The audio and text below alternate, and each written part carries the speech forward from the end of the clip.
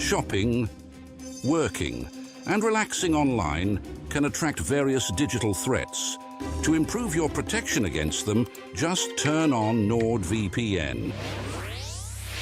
This cybersecurity app will block web trackers and malware-infected sites. It will also encrypt your internet traffic without losing a smooth connection.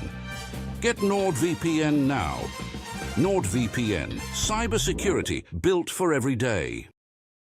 Good afternoon, everybody. I'm pleased to be joined by Tom Lees ahead of the trip to Mansfield this weekend. We'll start with Catherine Hanna from BBC.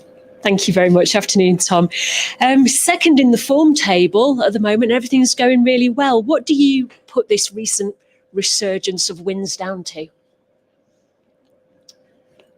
I put it down to mainly the mentality of the group and the resilience of the group rather than superb performances.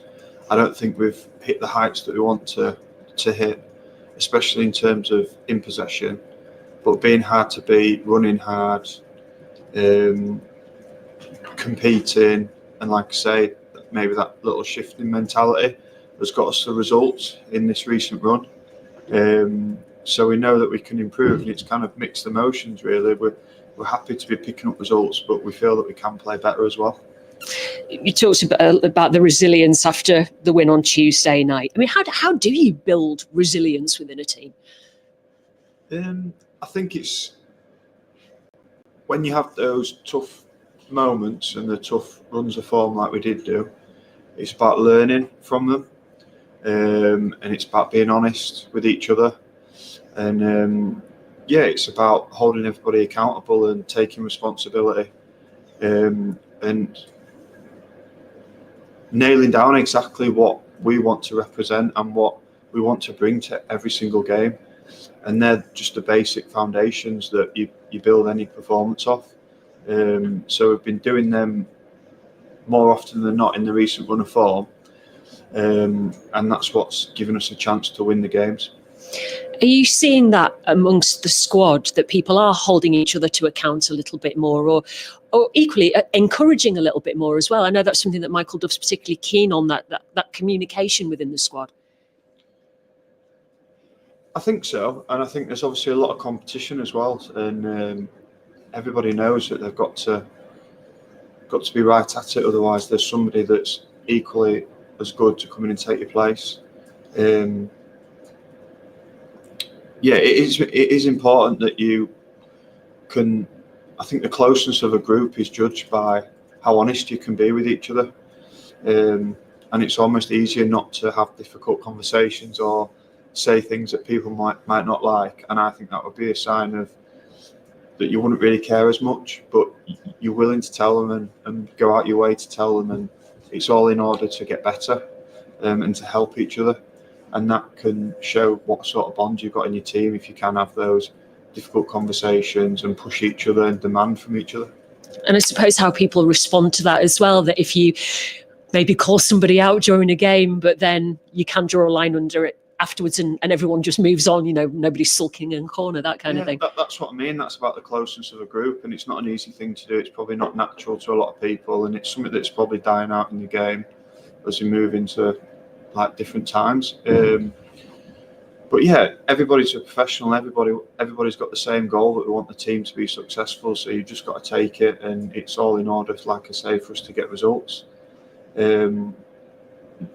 Nobody's getting carried away, and the gaffer's definitely the type of manager that really demands more. He's constantly honest for whatever it is, and like I say, it has genuinely been a mixed feeling after winning these games. That we're happy to be picking up results, but we do feel that we can play better. So I think that's something that's driving us and keeping us on our toes. It's an interesting debate, isn't it? That does it matter if it's not silky champagne football, as long as you're winning? I've seen a lot of the performances described as workmanlike. Does it matter if it's not always beautiful football, as long as it's 3 points at the end of the game? We're asking a defender, so I'm happy with it.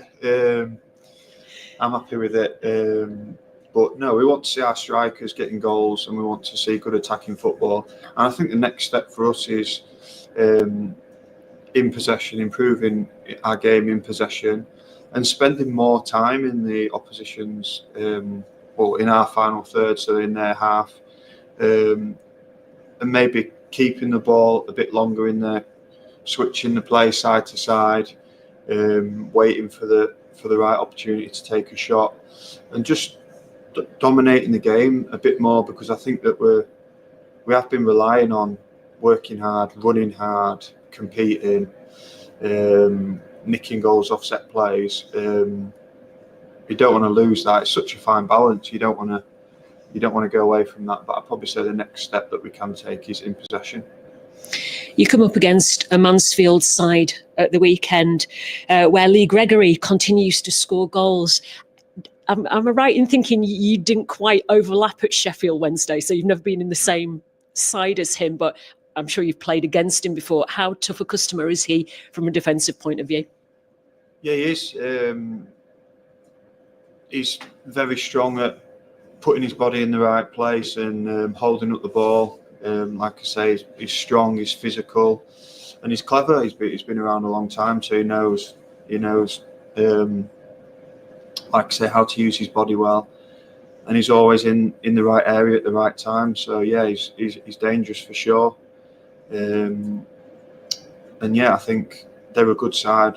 The gaffer spoke about their last couple of results, how they've been unfortunate. I can't remember exactly who it was where I think they got a man sent off, but the gaffer said that they're by far the better team in the last game. And then I think Wycombe beat them with a cross that ended up going in the top corner in the last minute, and they've won, is it the last 11 games or something? So we know that they're a good side. They're in a decent position in the league, and they'll definitely compete, that's for sure. Yeah, is it useful to kind of have that information to hand? Because on paper you look at it and think, oh, they're going through a bit of a sticky spell at the moment, but in reality they're probably a tougher prospect than their recent results suggest. Yeah, well, I think they've been in a decent position in the league the whole way so far. And like I said, the gaffer just showed us some clips this morning and talked about the last few results. They've played good sides. And if you to actually watch the game rather than just see the scores, they've showed that they're a good side. So yeah, it's going to be a tough game. Like I said, they do compete. I think they'd be described as a proper group of men that are a bit like us, probably very workmanlike and work hard. So it'll be a test. Good luck on Saturday. Thanks, Tom. Thank you. Catherine, we'll just come to Stephen Chicken from the Hi, Tom.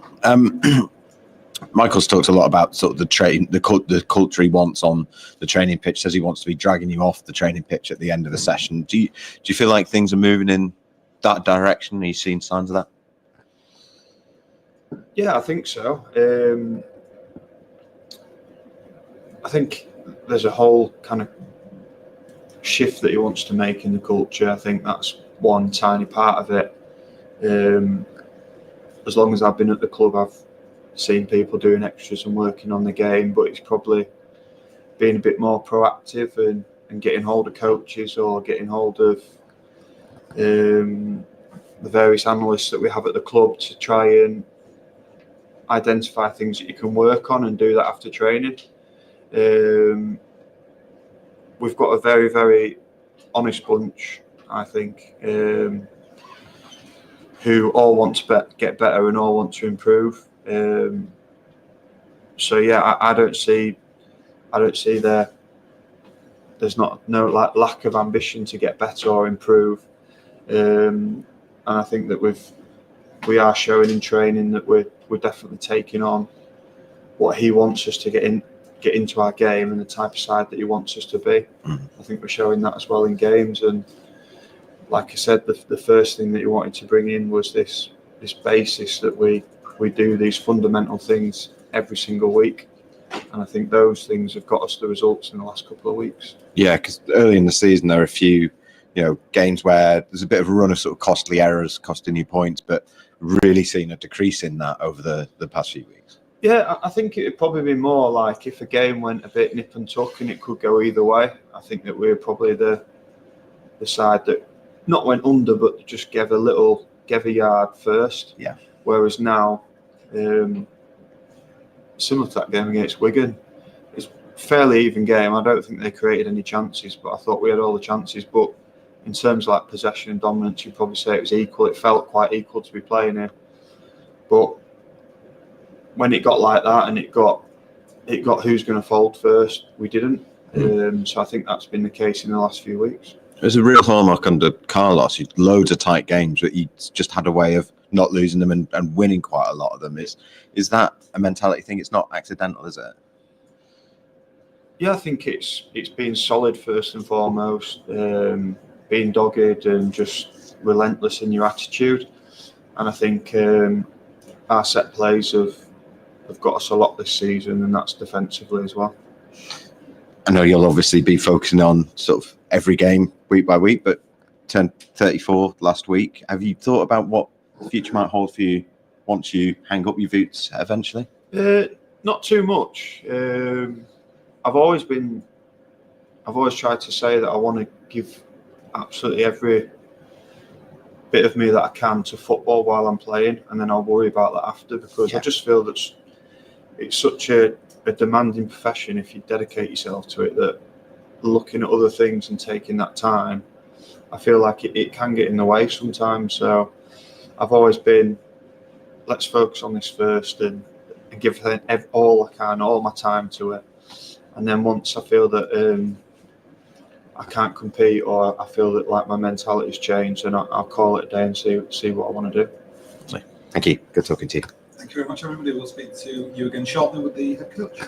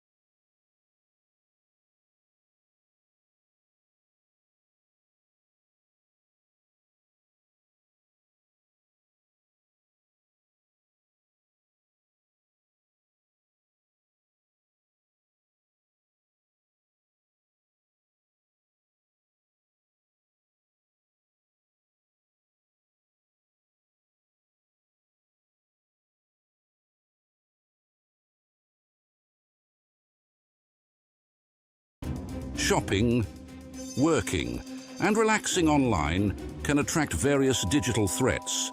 To improve your protection against them, just turn on NordVPN. This cybersecurity app will block web trackers and malware-infected sites. It will also encrypt your internet traffic without losing a smooth connection. Get NordVPN now. NordVPN, cybersecurity built for every day. Welcome back, everybody. We're about to be joined by head coach Michael Duff. We'll start again with Catherine Hannah from BBC Radio Leeds. Thank you very much.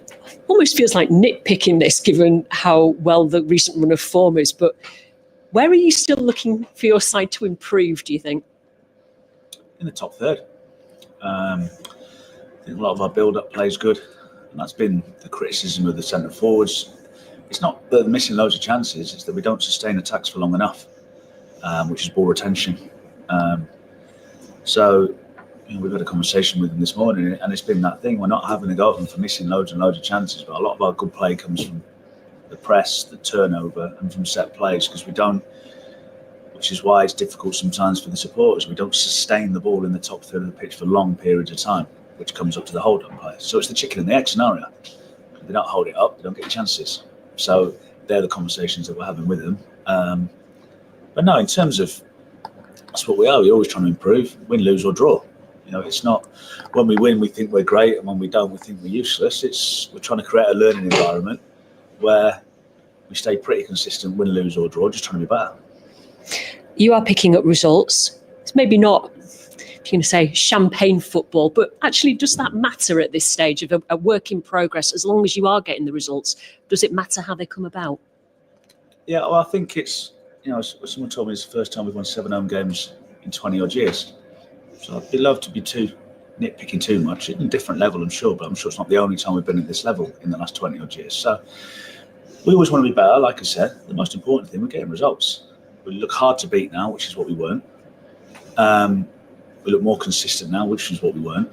So you're not going to get from there to there in the click of a finger. So it's a work in progress, like you say. So you can't do everything at once with the amount of games that are coming. So the first I was trying to build foundations, and it's not like I said, it's just more in that top third of the pitch. I think we play some good football. I think we get into good areas of the pitch, and it's just that last part of it. It's the most difficult part, which is why centre forwards cost the most money, which is why they earn the most money. So I don't think people will say, well, it's been rubbish, it's been terrible. All we've done is booted it down the pitch. That's not the case. It's just getting the finer detail of the hardest part of the game. In the absence of Mikel Miller, you talked to Oggy after the win on Tuesday night about tweaking it and having Danny Ward, Callum Marshall, and then Karoba in a slightly wider position. Did he take much persuading to go into that role? Not really. I didn't ask him whether he wanted to or not. I told him that's where he was playing. So it's slightly different. He played as a wing back, but out of possession we're 4-4-2, or have been anyway. That sometimes goes into a 4-3-3, and that had been Wilesy. So just tweaking different people.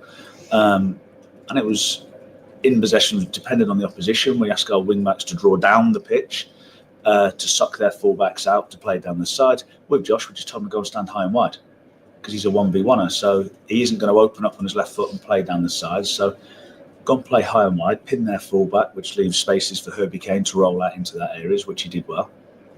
So yeah, it's just finding a way. I wanted to find more penetration in the team without Mikel. And it's difficult with the personnel because we don't have loads of 1v1ers. But one thing Josh is that, and he got into some good areas of the pitch, and was actually disappointed that he didn't do better on a couple of occasions. As you say, you were looking at different options in the absence of Mikel. Did you see enough of that little kind of triangle of players that's something that you think you might stick with? I thought they did okay in the game. Moving on to Saturday, different opposition, different shape. So we'll pick a team. It's never a case of we won, so we'll just roll the same team out. That's why sometimes you make different subs. Which is why Josh Ruffles got on the pitch against Leyton Orient when the obvious choice was to pick Brody Spencer. You're trying to pick for that moment again, the other day it was the same thing. We went into a 5-2-3, so it suited roughs better, just in terms of balance. But that doesn't always mean it'll be roughs first on that. So yeah, we're just trying to be adaptable, flexible, and fluid enough whilst picking the right team. Mansfield up next then. We've been talking to Tom Lees, and he was saying that perhaps when you look at them, all right, they've not had a decent run of results, but actually form-wise, they're quite a tricky customer. What are the messages that you've been giving your squad about what to expect from Mansfield? It's good to see the messages going in. Went to Bolton the other day. They were a better team for an hour, get a man sent off, it changes the game. The week before, they go to Wickham, who've just won 10 or 11 on the spin, and get beat by a 94th minute cross that goes in the top corner, which shows you where they're at the minute. But beat Stevenage away in the FA Cup last week. Tough place to go and get results. So, and they've got a really experienced manager, someone that I respect a lot, someone that's achieved a lot in the game. And again, it'll be one of those that you can turn up with a bit of a snobbery, or they were in League Two and we were in the Championship and our ground's bigger than their ground. And it's like, well, the results at the start of the season, and like I said, their performances in the last 3 or 4 games, I think I saw Nigel say after the game, the performances in the last 4 league games, they haven't won a game, but they deserve something out of all of them. And I've watched the last 2 and he's absolutely right. So we can't get ahead of ourselves and think we're something that we're not. Our away record's been okay. That's the next part. Can we go back to back in that? They're aggressive in the way they play. They look to get man to man. They're a threat on set plays. They're an experienced team. A lot of know-how in the team. A lot of league appearances. So they're streetwise. They know their way around. So we'll have to come up with a plan that will hopefully, win us the game. You're talking about experience. They don't come much more experienced than Lee Gregory, who continues to score a lot of goals. It's one of the really nice football stories, having come from non-league football and made his way at the highest levels. When you are shopping for strikers in January, can you do worse than looking at who's been successful at National League level at the moment? We're looking everywhere, as is everyone else. It's not a case of centre forwards don't grow on trees. You speak to any manager at this time of year, and if you offer all of them, I can find your centre forward who's going to score you 15 goals in the back half of the season. There's not one of them who's going to say no. But as I said right at the start of the interview, it's the hardest part. So you're looking at, and there's the different things that you need in terms of, are they fit? Are they not fit? Have they got a club? Are they experienced? Are they not experienced? How experienced are they? Are they fat and full? Are they just looking for another club? Or the young and hungry but not quite ready? We need to find the balance of where we're at and where whoever it is that we look to bring in is. So now he's, someone like Lee Gregory, I had a very similar path. Started in non-league and went all the way through. And I think it's not an accident that he's still going at the age he is, because I think when you do come through non-league, you appreciate it a little bit more. You don't get brought up in academies in a sort of ivory tower in terms of a training ground and take it all for granted. You've had to fight tooth and nail. And they generally like football more. And I'm not saying that kids that come through academies don't like football, but there's a bit more fight, because it's not just given to them. So yeah, he's still going, still a handful, still knows where the net is. But they got a few like that as well. And like I said, the manager's unbelievably experienced. He knows his way around as well, and Wiley old fox. So it'll be a tough game. Finally, on strikers, Freddie Ladapo is having a bit of a tricky time at the moment. Do you think in some ways he's almost trying too hard because he's so desperate to try and make an impression, and it's almost becoming counterintuitive for him? Freddie wants to do well. I got asked after the game the other day. We watch training. All we do is watch training. And if he stops running around and stops trying, then that's when there's a problem.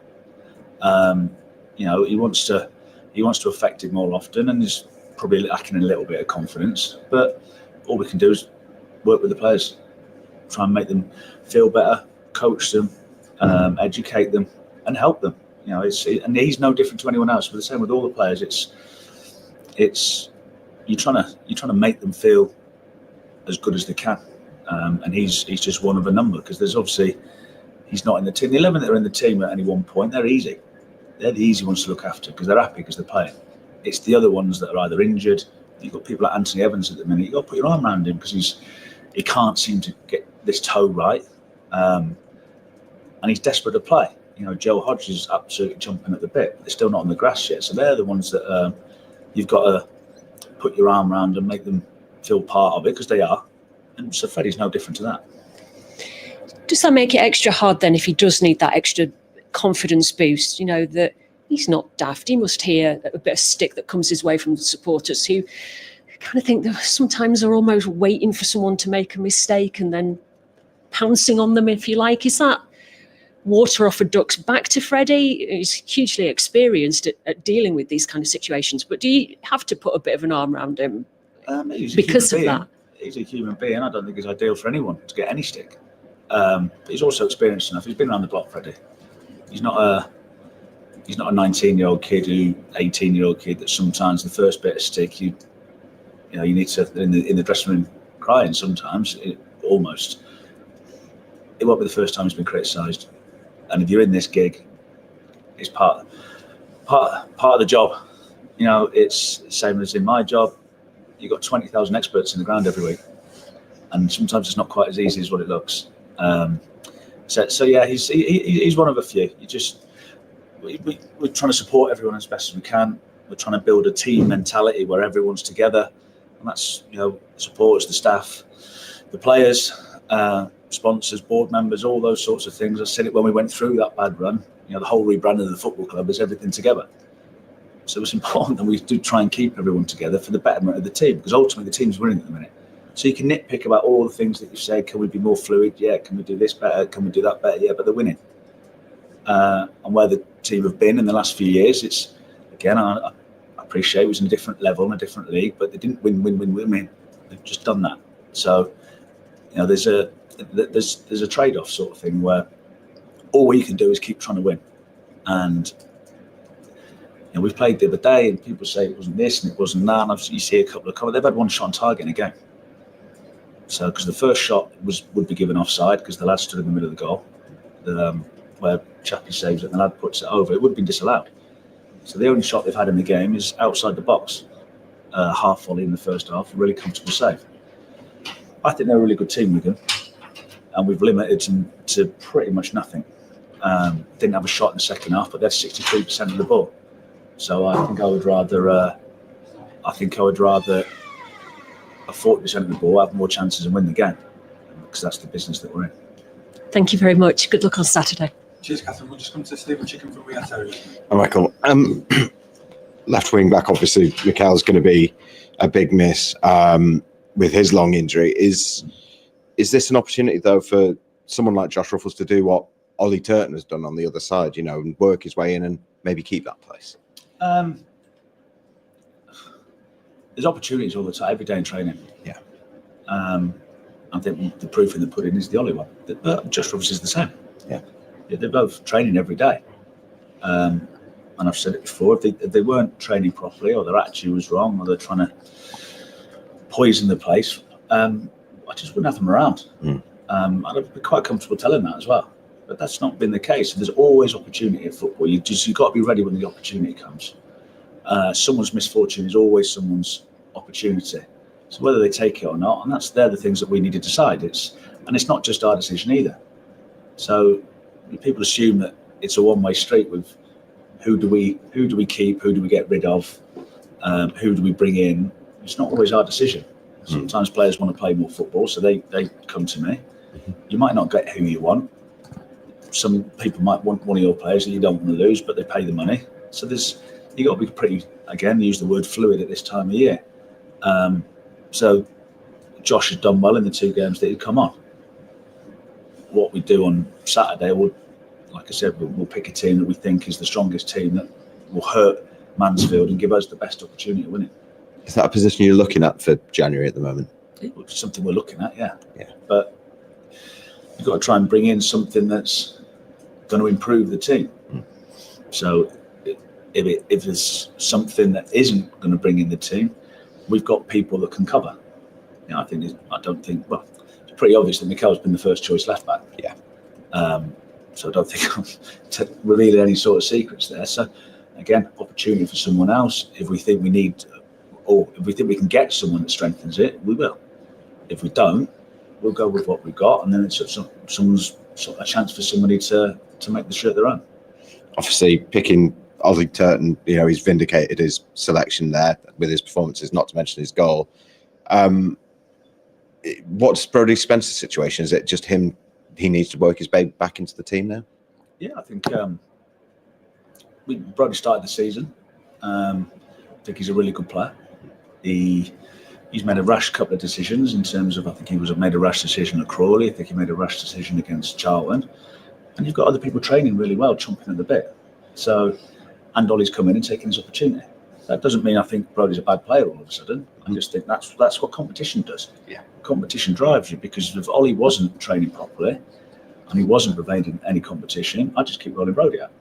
So again, there's Lass Sorensen coming back on the grass as well now. He's in full training.